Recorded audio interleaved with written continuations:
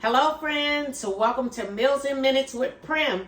I'm Prim Character and today I'm going to show you how to cook some easy mac and cheese. And so I already have my oven preheating to 350 degrees and I have 1 3/4 cups of elbow macaroni, and I'm just going to cook that al dente in my pasta maker.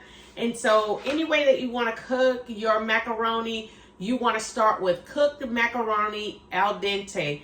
And so with this pasta maker, I'm going to put some water in it to the line to match the amount of macaroni noodles I have in here. And I'm going to pop it in the microwave. And then I'll be back with my cooked macaroni to show you how we're going to assemble our mac and cheese and pop it in the oven. And so I'll be back. Okay, our pasta is all done. I cooked it with the cover off for 12 minutes in the microwave, and then I was able to put the cover on and strain it, and you could see the little holes that you strain it right out, and the pasta is all done.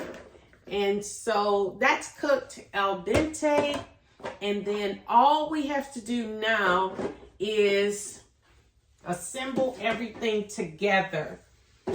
And so in our bowl, I'm going to put in 16 ounces of cottage cheese.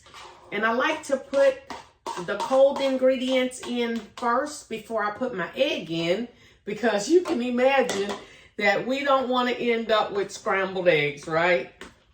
And so I'm going to fold the cottage cheese in there, and it's cooling off the noodles. And then I'm going to put in 8 ounces of sour cream. And so we're going to put that right in there. And this is a simple recipe because you can make mac and cheese as fancy as you want it to be. When you're cooking for a family, and especially teenagers, they want simple and delicious. Simple and delicious. And so you don't have to add a ton of different types of fancy ingredients in to make your mac and cheese delicious. And so we have the 8 ounces of sour cream and the 16 ounces of cottage cheese. And I'm making sure that it's mixed in there really good and the noodles are cooled down, because then I'm going to take 1 egg, and that's going to bring it together. And I've already mixed up my egg a bit, and I'm going to put the egg in there. And then, of course, you want to mix that in, and you definitely want to put some seasoning to it. And so I'm going to put in some Creole Seasoning. So you could just put salt and pepper in it, whatever you prefer. And so I'm going to put some Creole Seasoning in here. And it's going to take about a teaspoon of Creole Seasoning. About a teaspoon of Creole Seasoning. If you want it. Oh my goodness. That got me. If you want to add, that was Creole Seasoning, y'all. If you want to add a little more heat to it, you can put a little pepper in here. I have just a little sprinkle of pepper. That's an 1/8 teaspoon, but I didn't put it all in there, but put about half of it in it. And so I'll be back with our next ingredient after I take a sip of water, and it's going to be our cheddar cheese. Okay, friends, I'm back, and just like I said, whatever type of seasoning you want to put in there, you could just simply use salt and pepper. I absolutely love giving it a little flavor of Creole, so that's why I use the Creole Seasoning. And you can season it to taste. If you don't want it as hot, you don't have to put as much Creole Seasoning in there. Okay, so now we add our cheese.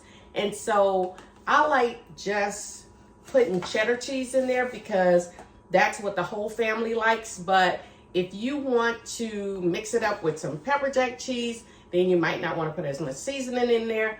But make it the flavor you like, any kind of cheese you want. But I simply use the cheddar cheese. Now, I like sharp cheddar. You can use mild cheddar, whatever kind of cheddar you like. And so 2 cups of cheese. And I usually grate my own cheese. So about an 8-ounce block will give you enough cheese to go in there. And then I keep a little cheese to the side to put back on top after it bakes a little bit. So I'll tell you a little bit more about that. And so here we have almost 2 cups of cheese here. I'm gonna grate just a little bit more in here because like I said, I need to save some cheese for the topping. Okay, so that's enough to go in. And so we're gonna put this cheese in and fold this in. And then the only other thing that we need to do is put it in our baking dish. And so I'm gonna bake it in a 2-quart baking dish. And you wanna put like just olive oil, rub a little olive oil in your pan, a 2-quart pan. And that's not to make it come out like a cake or anything, but it makes it spoon out nice and even. And so I'm gonna pour it in here, and then I have my oven already ready to go at 350 degrees, and I'm gonna put it in the oven for about 25 minutes. And you could check it when it gets a little stiff where it won't do too much shaking, but it usually takes about 25 minutes. And then you'll pull it out and then top a little bit more cheese on top, about a 1/4 cup, and then put it back in the oven for about 5 minutes, and then it'll be done. And so we're just gonna pour it in. I'm gonna show you what it looks like when it's poured in the pan. And I like to use the spatula, make sure we have everything out. And spread it around in your pan evenly. And that way, the more evenly it is in the pan, the more evenly it'll cook. And just about 25 minutes. And then I'll bring it back out, I'll top it with cheese, and then put it back in for 5 minutes, and then I'll show you what it looks like. It's just as easy as that. So I'll be back. So it's been in the oven for 25 minutes, and so I'm going to grate a little more cheese and put it on top and put it in for 5 more minutes. Let me just sprinkle a little bit on top. Oh, it already looks so delicious. So delicious. Of course, you know, if you have teenagers, young people, the more cheese, the better. And so I'm gonna pop it in the oven for 5 more minutes, and then I'll show you our finished mac and cheese. And there you have it, our gorgeous mac and cheese in just minutes. Thank you guys so much for watching, and I'll see you at our next Meals in Minutes.